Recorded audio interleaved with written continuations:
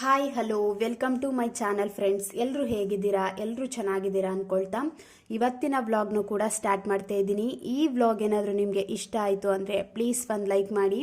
ಯಾರಾದರೂ first time ನೋಡ್ತಿದ್ರೆ subscribe ಮಾಡಿಕೊಂಡು ಕೊನೆ ತನಕನೂ ನೋಡಿ. ನಾನಿವತ್ತು ಮಂತ್ಲಿ ಬಡ್ಜೆಟ್ ಪ್ಲ್ಯಾನ್, ನಮ್ಮ ತಿಂಗಳಿನ ಖರ್ಚು ವೆಚ್ಚಗಳನ್ನು ನಾವು ಈ ರೀತಿ ಪ್ಲ್ಯಾನಿಂಗ್ ಮಾಡಿಕೊಂಡ್ರೆ ತುಂಬ ಚೆನ್ನಾಗಿ ಬ್ಯಾಲೆನ್ಸ್ ಮಾಡ್ಕೊಂಡು ಹೋಗ್ಬೋದು. ನಾವು ಎಷ್ಟು ಸೇವ್ ಮಾಡ್ತಿದ್ದೀವಿ, ಎಷ್ಟು ನಾವು ಖರ್ಚು ಮಾಡ್ತಿದ್ದೀವಿ, ಅದೆಲ್ಲ ನಮಗೆ ಒಂದು ಕ್ಲಾರಿಟಿ ಅನ್ನೋದು ಸಿಕ್ಬಿಡುತ್ತೆ. ಯಾವುದಕ್ಕೆ ಎಷ್ಟು ಜಾಸ್ತಿ ಖರ್ಚು ಮಾಡ್ತಿದ್ದೀವಿ, ಈ ತಿಂಗಳು ಎಷ್ಟು ಖರ್ಚಾಗಿದೆ, ನೆಕ್ಸ್ಟ್ ತಿಂಗಳು ನಾವು ಯಾವುದಕ್ಕೆ ಸೇವ್ ಮಾಡ್ಕೋಬೋದು, ಜಾಸ್ತಿ ಖರ್ಚನ್ನ ಕಡಿಮೆ ಮಾಡ್ಕೋಬೋದು, ಇದೆಲ್ಲ ನಮಗೆ ಒಂದು ನೀಟಾಗಿ ಲೆಕ್ಕ ಸಿಕ್ಬಿಡುತ್ತೆ. ಆದಷ್ಟು ಮನೇಲಿರುವಂಥ ಗೃಹಿಣಿಯರು ಈ ರೀತಿ ತಿಂಗಳಿನ ಖರ್ಚುಗಳನ್ನು ಈ ರೀತಿ ಲಿಸ್ಟ್ ಮಾಡಿ ಬರ್ಕೊಂಡು ನೋಡಿಕೊಂಡು ಎಲ್ಲನೂ ಮ್ಯಾನೇಜ್ ಮಾಡ್ಕೊಳ್ಳೋದು ತುಂಬಾ ಯೂಸ್ ಆಗುತ್ತೆ. ನಮಗೆ ಇವಾಗ ಎಷ್ಟು ಖರ್ಚು ಮಾಡ್ತಿದ್ದೀವಿ ಅನ್ನೋದೊಂದು ಲೆಕ್ಕ ಅನ್ನೋದು ಸಿಕ್ಬಿಡುತ್ತಾ.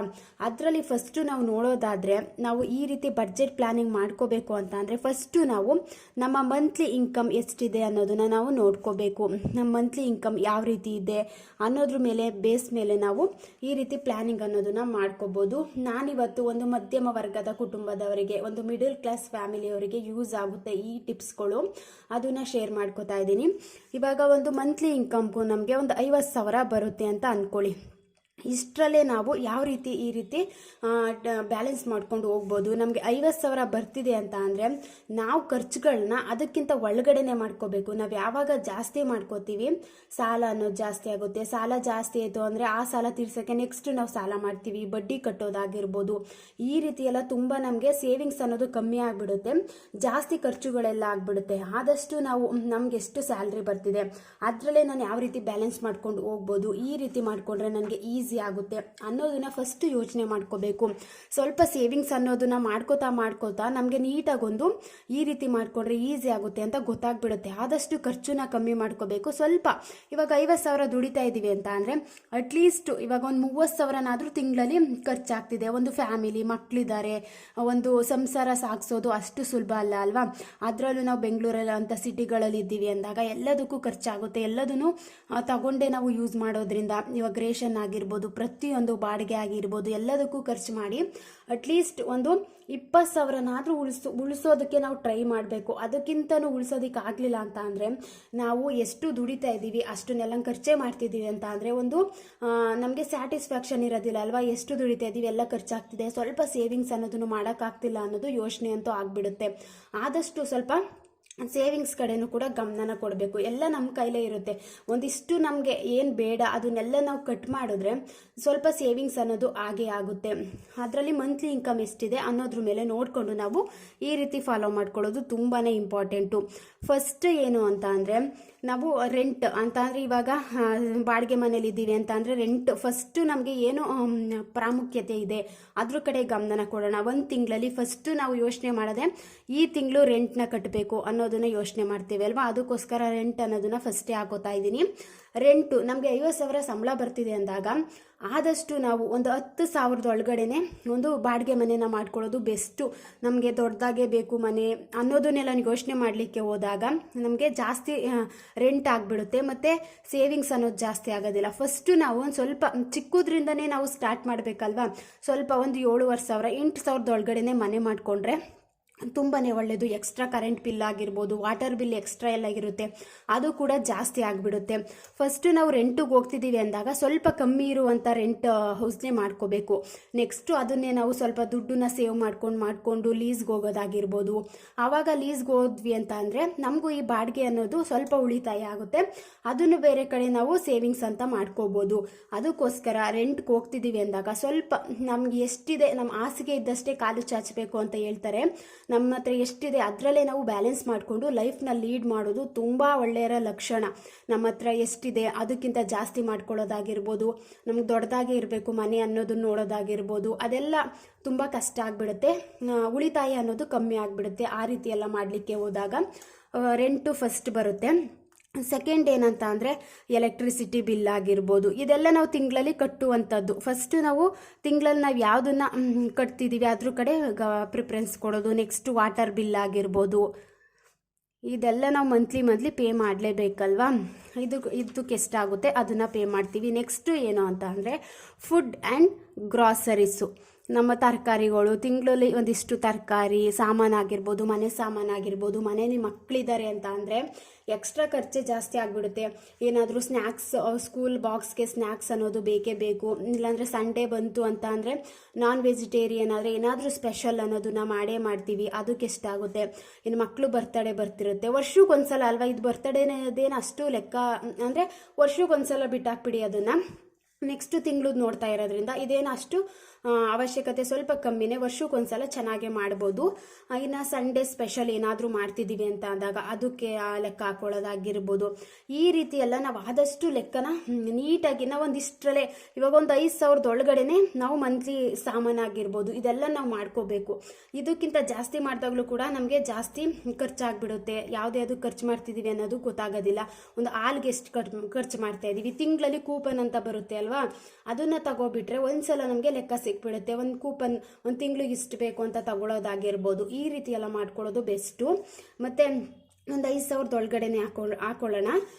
ಗ್ರಾಸ್ ಅಂದರೆ ತರಕಾರಿ ಆಗಿರ್ಬೋದು, ಒಳ್ಳೊಳ್ಳೆ ಇದರಲ್ಲಿ ಸ್ವಲ್ಪ ನಾವು ಕಂಜೂಸ್ ಮಾಡಲಿಕ್ಕೆ ಹೋಗಬಾರ್ದು. ಯಾಕಂತ ಅಂದರೆ ಚಿಕ್ಕ ಮಕ್ಕಳಿದ್ದಾರೆ ಅಂತ ಅಂದಾಗ ಅವ್ರಿಗೆ ಒಳ್ಳೆ ವಿಟಮಿನ್ಸ್ ಆಗಿರ್ಬೋದು, ಫೈಬರ್ ಇರುವಂಥ ತರಕಾರಿಗಳಾಗಿರ್ಬೋದು, ಒಳ್ಳೆ ಹಣ್ಣುಗಳಾಗಿರ್ಬೋದು, ಇದೆಲ್ಲ ತುಂಬ ಅವಶ್ಯಕತೆ ಜಾಸ್ತಿ ಇರುತ್ತೆ ಮಕ್ಕಳಲ್ಲಿ.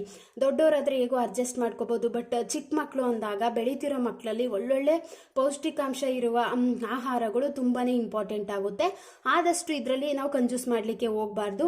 ಇದರಲ್ಲಿ ಕಂಜೂಸ್ ಮಾಡ್ಲಿಕ್ಕೆ ಹೋಗ್ತೀವಿ ಅಂದಾಗ ನೆಕ್ಸ್ಟ್ ಹಾಸ್ಪಿಟಲ್ ಬಿಲ್ ಜಾಸ್ತಿ ಆಗಿಬಿಡುತ್ತೆ. ನಾವು ಯಾವಾಗ ಮಕ್ಕಳನ್ನ ಸರಿಯಾಗಿ ಊಟದ ವಿಷಯದಲ್ಲಿ ಆಗಿರ್ಬೋದು, ಒಳ್ಳೆ ವಿಟಮಿನ್ ಸಿ ಇರುವಂಥ ಅಂಶಗಳಾಗಿರ್ಬೋದು, ಈ ರೀತಿ ಹಣ್ಣುಗಳನ್ನ ಕೊಡಲಿಲ್ಲ ಅಂದಾಗ ಏನಾದರೂ ಹುಷಾರು ತಪ್ಪೋದಾಗಿರ್ಬೋದು, ಜಾಸ್ತಿ ನಾವು ಹಾಸ್ಪಿಟಲ್ಗೆ ಖರ್ಚು ಮಾಡೋದಾಗ್ಬಿಡುತ್ತೆ. ಆದಷ್ಟು ನಾವು ಊಟದ ವಿಚಾರದಲ್ಲಿ ಕಂಜೂಸ್ ಮಾಡಲಿಕ್ಕೆ ಹೋಗಬಾರ್ದು. ಎಷ್ಟು ನೋಡಿಕೊಂಡು ಮಾಡ್ಕೊಳ್ಳೋದು ತುಂಬಾ ಬೆಸ್ಟು ಅಂತ ನನಗನ್ಸುತ್ತೆ. ನೆಕ್ಸ್ಟ್ ತಿಂಗಳಲ್ಲಿ ನಾವು ಏನಾದರೂ ಲೋನ್ ತಗೊಂಡಿರ್ತೀವಿ. ಇವಾಗ ಬೈಕ್ ಲೋನ್ ಆಗಿರ್ಬೋದು, ಇಲ್ಲಾಂದರೆ ಕಾರ್ ಲೋನ್ ಆಗಿರ್ಬೋದು, ಇದೇನಾದರೂ ತಗೊಂಡಿರ್ತೀವಲ್ವಾ, ಇದನ್ನು ತಿಂಗಳ ಕಟ್ಬಿಡೋದು. ಇದು ತಿಂಗಳು ಖರ್ಚಲ್ಲೇ ಬರುತ್ತೆ, ತಿಂಗಳ ಕಟ್ಟಬೇಕಾಗುತ್ತೆ. ಇದು ಒಂದು ರೀತಿ ಅಲ್ಲೇ ತೀರ್ತಾ ಹೋಗುತ್ತೆ. ಅಷ್ಟು ನಮಗೆ ಕಂಡು ಬರಲ್ಲ, ಗೊತ್ತಾಗೋದಿಲ್ಲ ಇದು. ನೆಕ್ಸ್ಟು ಏನು ಅಂತ ಅಂದರೆ ಗ್ಯಾಸ್ ಬಿಲ್ಲು. ಇದು ಬೇಕೇ ಬೇಕು, ಯಾವಾಗ ತೀರೋಗುತ್ತೆ. ಡಬಲ್ ಗ್ಯಾಸ್ ಇದ್ರೆ ಬೆಸ್ಟ್ ಅಲ್ವಾ. ಒಂದು ಖಾಲಿ ಆಯಿತು ಅಂತ ಅಂದರೆ ಒಂದು ಬೇಕೇ ಬೇಕಾಗುತ್ತೆ. ಇದು ಗ್ಯಾಸ್ ಬಿಲ್ಲು. ನೆಕ್ಸ್ಟು ಏನಾದರೂ ಫೋನು ಆಗಿರ್ಬೋದು, ಇದೆಲ್ಲ ರೀಚಾರ್ಜ್ ಅಂತೂ ಇದ್ದೇ ಇರುತ್ತೆ. ಅಂದರೆ ಫೋನಲ್ಲೇ ಕೆಲಸ ಎಲ್ಲ ಜಾಸ್ತಿ ಇದ್ದಾಗ ರೀಚಾರ್ಜ್ ಆಗಿರ್ಬೋದು. ನೆಕ್ಸ್ಟು ವೈಫೈ ಕನೆಕ್ಷನ್ ಆಗಿರ್ಬೋದು, ಇದೆಲ್ಲ ಬೇಕೇ ಬೇಕಾಗುತ್ತೆ ಅಲ್ವಾ. ನೆಕ್ಸ್ಟ್ ಏನು ಅಂತ ಅಂದರೆ ಇವಾಗ ಬೈಕಲ್ಲೇ ಓಡಾಡೋರ ಕೆಲಸ ಆಗಿರ್ಬೋದು, ಇದಕ್ಕೆಲ್ಲ ಡೀಸೆಲ್ ಆಗಿರ್ಬೋದು, ಪೆಟ್ರೋಲ್ ಆಗಿರ್ಬೋದು, ಇದಕ್ಕೆಲ್ಲ ನಾವು ಮಂತ್ಲಿ ಒಂದಿಷ್ಟು ಅಂತ ಅಮೌಂಟ್ನ ತೆಗೆದಿಡೋದಾಗಿರ್ಬೋದು. ಇದೆಲ್ಲ ನಾವು ತಿಂಗಳಲ್ಲಿ ಖರ್ಚು ಮಾಡುವಂಥ ಮುಖ್ಯವಾದ ಅಂಶಗಳೇ ಅಲ್ವಾ. ಅದಕ್ಕೆ ಫಸ್ಟು ನಾವು ಪ್ರಿಫರೆನ್ಸ್ ಕೊಡಬೇಕು. ನಮ್ಗೆ ಏನು ನೀಡ್ ಇರುತ್ತೆ, ಏನು ಅವಶ್ಯಕತೆ ಇರುತ್ತೆ ಅದ್ರ ಕಡೆ ಫಸ್ಟು ಗಮನ ಕೊಡೋದಾಗಿರ್ಬೋದು. ನೆಕ್ಸ್ಟು ಏನು ಅಂತ ಅಂದರೆ ನೆಕ್ಸ್ಟು ನಮ್ಮ ಲೈಫ್ ಸ್ಟೈಲು ಅಂದರೆ ಹಾಬೀಸ್ ಎಲ್ಲ ಇರುತ್ತೆ. ಇವಾಗ ನಾನು ಮಂತ್ಲಿ ಸ್ಯಾಲ್ರಿ ಬಂದ ತಕ್ಷಣವೇ ಹೊರಗಡೆ ಔಟ್ಸೈಡ್ ಡಿನ್ನರ್ ಆಗಿರ್ಬೋದು, ಔಟ್ಸೈಡ್ ಊಟ ಮಾಡುವಂಥ ಲೈಫ್ ಸ್ಟೈಲ್ ಇರುತ್ತೆ. ಆ ರೀತಿ ಮಾಡೋದಾಗಿರ್ಬೋದು, ಔಟ್ಸೈಡ್ ಡಿನ್ನರ್ ಆಗಿರ್ಬೋದು. ನೆಕ್ಸ್ಟು ಏನಾದರೂ ಹೊರಗಡೆ ಟ್ರಾವೆಲ್ ಮಾಡೋದಾಗಿರ್ಬೋದು, ತಿಂಗಳಿಗೊಂದ್ಸಲ ಟ್ರಾವೆಲ್ ಮಾಡೋದಾಗಿರ್ಬೋದು. ನೆಕ್ಸ್ಟು ಏನು ಅಂತ ಅಂದರೆ ಬ್ರ್ಯಾಂಡೆಡ್ ಡ್ರೆಸ್ನೇ ಯೂಸ್ ಬ್ರ್ಯಾಂಡೆಡ್ನೇ ಹಾಕೋಬೇಕು, ಇಲ್ಲ ಅಂತ ಅಂದರೆ ನಾನು ಬೇರೆ ಡ್ರೆಸ್ ಹಾಕೊಳ್ಳೋದಿಲ್ಲ ಅನ್ನೋ ರೀತಿ ಆಗಿರ್ಬೋದು. ಈ ರೀತಿ ಎಲ್ಲ ಸ್ವಲ್ಪ ನಾವು ಕಮ್ಮಿ ಮಾಡ್ಕೋಬೇಕು. ಯಾಕಂತಂದರೆ ಒಬ್ಬರು ಕೆಲಸ ಮಾಡಿ ಇವಾಗ ಗಂಡ ಮಾತ್ರ ದುಡಿತಿದ್ದಾರೆ, ಇವಾಗ ಮಕ್ಕಳು ಹೆಂಡತಿ ಎಲ್ಲ ಅಂದರೆ ಆ ಒಬ್ಬರು ದುಡ್ದಿದ್ದನ್ನೇ ಎಲ್ಲನೂ ಮ್ಯಾನೇಜ್ ಮಾಡ್ತಿದ್ದೀವಿ ಅಂದಾಗ ನಾವು ಈ ರೀತಿ ಲೈಫ್ ಸ್ಟೈಲ್ ಎಲ್ಲ ಮೇಂಟೈನ್ ಮಾಡ್ತಾ ಹೋಗ್ತು ಅಂತ ಅಂದರೆ ನಾವು ಉಳಿತಾಯ ಮಾಡೋದು ಸ್ವಲ್ಪ ಕಷ್ಟ ಆಗ್ಬಿಡುತ್ತೆ. ಸೇವಿಂಗ್ಸ್ ಅನ್ನೋದನ್ನ ಮಾಡೋದಕ್ಕೆ ಆಗೋದಿಲ್ಲ. ಇವಾಗ ಎಲ್ಲಾದರೂ ಒಂದು ಕಡೆ ಟ್ರಾವೆಲಿಂಗ್ ಹೋಗ್ತೀವಿ ಅಂತ ಅಂದರೆ, ಒಂದು ಫ್ಯಾಮಿಲಿ ಹೋಗ್ತೀವಿ ಅಂತ ಅಂದರೆ ಉಳ್ಕೊಳ್ಳೋದಕ್ಕಾಗಿರ್ಬೋದು, ಎಲ್ಲ ರೂಮ್ ಬುಕ್ಕಿಂಗ್ ಆಗಿರ್ಬೋದು, ಪ್ರತಿಯೊಂದಕ್ಕೂ ಖರ್ಚಾಗುತ್ತೆ. ಆದಷ್ಟು ತಿಂಗಳ ಹೋಗೋದು ಕಮ್ಮಿ ಮಾಡಿಕೊಂಡು ಏನಾದರೂ ಮಕ್ಕಳಿಗೆ ರಜಾ ಸಿಕ್ಕಾಗಿರ್ಬೋದು, ಈ ರೀತಿ ಎಲ್ಲ ಪ್ಲ್ಯಾನ್ ಮಾಡಿಕೊಂಡ್ರೆ ಒಂದು ಸ್ವಲ್ಪ ಅಮೌಂಟ್ನು ಕೂಡ ಸೇವ್ ಮಾಡ್ಬೋದು ಅಲ್ವಾ. ಇವಾಗ ಅವ್ರದ್ದು ದುಡಿತಿದ್ದಾರೆ, ಇವಾಗ ನಾವು ದುಡಿತಿದ್ದೀವಿ ಅಂದಾಗ ಈ ರೀತಿ ಎಲ್ಲ ಮಾಡೋದ್ರಲ್ಲಿ ಒಂದು ಅರ್ಥ ಇರುತ್ತೆ. ಬಟ್ ಒಬ್ಬರೇ ದುಡ್ದು ಎಲ್ಲನೂ ನಾವು ಈ ರೀತಿ ಲೈಫ್ ಸ್ಟೈಲ್ನೇ ಮೇಂಟೈನ್ ಮಾಡ್ಕೊಂಡು ಹೋಗಬೇಕು ಅಂದಾಗ ಸ್ವಲ್ಪ ಕಷ್ಟ ಆಗಿಬಿಡುತ್ತೆ. ಎಲ್ಲನೂ ನಾವು ನೀಟಾಗಿ ಬ್ಯಾಲೆನ್ಸ್ ಮಾಡ್ಕೊಂಡು ಹೋಗೋದಕ್ಕೆ ಆಗೋದಿಲ್ಲ. ನಮಗೆ ಈ ರೀತಿ ಮಾಡಲಿಲ್ಲ ಅಂದರೂ ಕೂಡ ನಾವು ಆರಾಮಾಗಿ ಇರ್ಬೋದು. ಇವಾಗ ಟ್ರಾವೆಲ್ ಮಾಡಲಿಲ್ಲ ಅಂದರೂ ಚೆನ್ನಾಗೇ ಇರ್ಬೋದು. ಔಟ್ಸೈಡ್ ಊಟ ಮಾಡಲಿಲ್ಲ ಅಂದರೆ ಮನೇಲೇ ಊಟ ಮಾಡಿಕೊಂಡು ನೆಮ್ಮದಿಯಾಗಿ ಆರೋಗ್ಯನೂ ಕೂಡ ಚೆನ್ನಾಗಿರುತ್ತೆ ಅಲ್ವಾ. ಈ ರೀತಿ ಸ್ವಲ್ಪ ಕಮ್ಮಿ ಮಾಡ್ಕೋಬೇಕು. ಆವಾಗ ನಾವು ಸ್ವಲ್ಪ ಉಳಿತಾಯ ಅನ್ನೋದನ್ನ ಮಾಡ್ಕೋಬೋದು. ನೆಕ್ಸ್ಟು ಏನು ಅಂತ ಅಂದರೆ ಸೇವಿಂಗ್ಸು ಎಮರ್ಜೆನ್ಸಿ ಅಂತ ಇವಾಗ ಏನಾದರೂ ಎಮರ್ಜೆನ್ಸಿ ಅಂತ ಬಂದೇ ಬಿಡುತ್ತೆ ಅಲ್ವಾ. ಎಮರ್ಜೆನ್ಸಿ ಸೇವಿಂಗ್ಸ್ ಅಂತ ನಮ್ಗೆ ಯಾವಾಗ ಸ್ಯಾಲ್ರಿ ಆಗುತ್ತೆ, ಫಸ್ಟ್ ಇವಾಗ ಒಂದು 10ನೇ ತಾರೀಕು ಸ್ಯಾಲ್ರಿ ಆಯಿತು ಅಂದಾಗ ಎಕ್ಸ್ಟ್ರಾ ಒಂದು 2,000ನ ಸೇವ್ ಮಾಡ್ಕೊಂಡು ನಾವು ಎಮರ್ಜೆನ್ಸಿಗೆ ಅಂತ ಇಟ್ಕೋಬೇಕು. ಇವಾಗ ಮನೇಲಿ ಮಕ್ಕಳಿದ್ದಾರೆ ಅಂತ ಅಂದಾಗ ಇದು ಸಾಲೋದಿಲ್ಲ, ಬಟ್ ಇಟ್ಕೊಂಡಿರ್ಬೇಕು ಇದನ್ನು ಎಮರ್ಜೆನ್ಸಿಗೆ ಅಂತ ತೆಗೆದಿಡುವಂಥದ್ದು. ಇವಾಗ 10ನೇ ತಾರೀಕು ಸ್ಯಾಲ್ರಿ ಬರ್ತದೆ ಅಂತ ಅಂದರೆ ಲಾಸ್ಟ್ ಒಂದು 28, 29 ಡೇಟ್ ಅಷ್ಟರಲ್ಲಿ ದುಡ್ಡೇ ಇರೋದಿಲ್ಲ. ಆವಾಗ ತುಂಬ ಕಷ್ಟ ಆಗಿಬಿಡುತ್ತೆ. ತುಂಬ ಜನ ಹೇಳ್ತಿರ್ತಾರೆ ನನಗೆ ಎಷ್ಟು ಸ್ಯಾಲ್ರಿ ಬರುತ್ತೆ ಅವಾಗ ಮಾತ್ರ ಗೊತ್ತಾಗುತ್ತೆ, ಖರ್ಚಾಗೋದು ಗೊತ್ತೇ ಆಗಲ್ಲ, ತಿಂಗಳು ಕೊನೆಯಲ್ಲಿ ದುಡ್ಡೇ ಇರಲ್ಲ ಅಂತ. ಅವ್ರು ಈ ರೀತಿ ಲೆಕ್ಕನ ನಾವು ಕರೆಕ್ಟಾಗಿ ಯಾವಾಗ ಮೇಂಟೈನ್ ಮಾಡ್ಕೊಂಡು ಹೋಗ್ತೀವಿ ಇಂಥ ಪರಿಸ್ಥಿತಿ ಬರೋದಿಲ್ಲ. ನಾವು ಯಾವಾಗ ಈ ರೀತಿ ಸೇವಿಂಗ್ಸ್ ಅನ್ನೋದನ್ನ ಎಕ್ಸ್ಟ್ರಾ ಎಮರ್ಜೆನ್ಸಿಗೆ ಅಂತ ಇಟ್ಟಿರ್ತೀವಲ್ವಾ, ಅದರಲ್ಲೇ ನಾವು ಬ್ಯಾಲೆನ್ಸ್ ಅನ್ನೋದನ್ನ ಲಾಸ್ಟ್ ತಿಂಗಳು ಕೊನೆಯಲ್ಲಿ ಇದು ಯೂಸ್ ಆಗುತ್ತೆ. ಅಂದರೆ ಮನೆಯಲ್ಲೆಲ್ಲ ಚೆನ್ನಾಗಿದ್ದಾರೆ, ಏನು ಎಮರ್ಜೆನ್ಸಿ ಅಂತ ಬರಲಿಲ್ಲ ಅನ್ನೋ ರೀತಿ ಇದ್ದಾಗ ಇದನ್ನ ನಾವು ಈ ಕಡೆಗೆ ಯೂಸ್ ಮಾಡ್ಕೋಬೋದು, ಬ್ಯಾಲೆನ್ಸ್ ಮಾಡ್ಕೋಬೋದು. ತುಂಬ ಬೆಸ್ಟ್ ಅಂತಲೇ ಹೇಳ್ಬೋದು. ಇವಾಗ ಸ್ವಲ್ಪನಾದರೂ ನಾವು ತೆಗೆದು ಇಡ್ತಾ ಇದ್ದೀವಿ ಅಂದಾಗ ಏನಾದರೂ ಒಂದೇ ರೀತಿ ಇರೋದಕ್ಕಾಗೋದಿಲ್ಲ ಅಲ್ವಾ. ಈ ರೀತಿನೇ ಕೆಲಸ ಮಾಡ್ತೀವಿ ನಾವು, ಈ ರೀತಿನೇ ನಮ್ಮ ಆರೋಗ್ಯ ಚೆನ್ನಾಗಿರುತ್ತೆ ಅಂತ ಹೇಳೋದಕ್ಕಾಗೋದಿಲ್ಲ. ಯಾವಾಗ ಏನಾಗುತ್ತೆ ಅಂತ ಗೊತ್ತಿಲ್ಲ ಅಂದಾಗ ಒಂದು ವೀಕ್ ನಾನು ರಜಾ ತಗೊಂಡ್ರು ನನ್ನ ಹತ್ರ ಸ್ವಲ್ಪ ದುಡ್ಡಿದೆ, ಅದರಲ್ಲೇ ನಾನು ಬ್ಯಾಲೆನ್ಸ್ ಮಾಡ್ತೀನಿ ಅನ್ನೋ ಥರ ನಾವು ಇರಬೇಕು. ಯಾರನ್ನೂ ಅಂದರೆ ಕಷ್ಟ ಅಂತ ಬಂದಾಗ ಬೇರೆಯವ್ರು ಕೇಳುವಂಥ ಅವಶ್ಯಕತೆ ಬಂದ್ಬಿಡುತ್ತೆ. ಬಟ್ ಸ್ವಲ್ಪ ನಾವು ಆ ರೀತಿ ಅವಶ್ಯಕತೆನ ಕಮ್ಮಿ ಮಾಡ್ಕೋಬೇಕು.